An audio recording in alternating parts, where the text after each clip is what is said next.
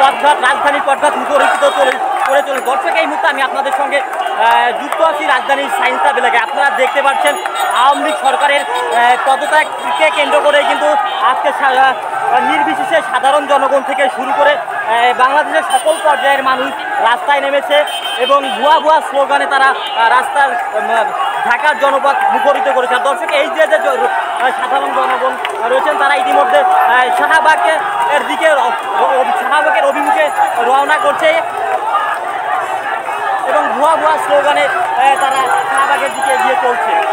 এই আন্দোলন ছিল ছাত্রছাত্রীদের আন্দোলন। এই আন্দোলনকে এই শেখ হাসিনা অবৈধ ফ্যাসিস্ট সরকারে ভিন্ন খাতে প্রবাহিত করার জন্য বিভিন্ন সময় আমাদের যে ছাত্র সমাজ, সেই ছাত্র সমাজকে তারা নিপীড়িত করেছে, অত্যাচার করেছে, আমাদেরকে হত্যা করেছে, আমাদের ভাইদেরকে হত্যা করেছে।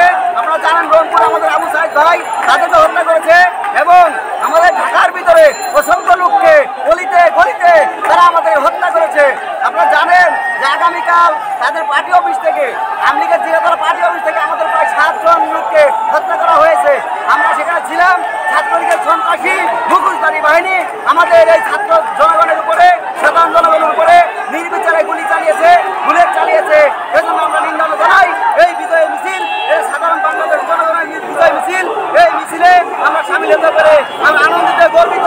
এই শেখ হাসিনা একটা ভুয়া সরকার ছিল যা 15 বছর মানুষের গলা টিপে মানুষকে হত্যা করেছে, মানুষকে নির্যাতন করেছে, মানুষের বিচার থেকে শুরু করে সর্বাবস্থায় দুর্নীতি একটা আস্থা হয়েছিল।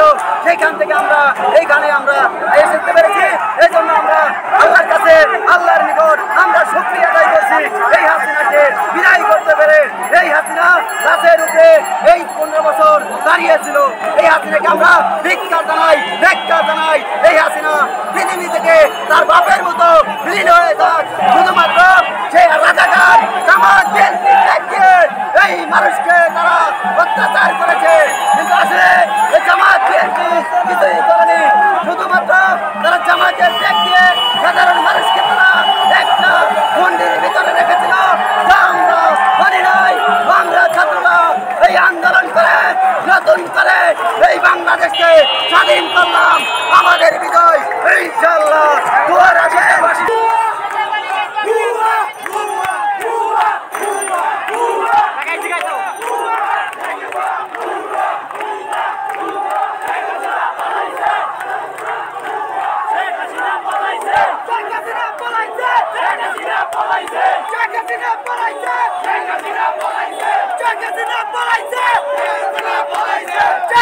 পলাইছে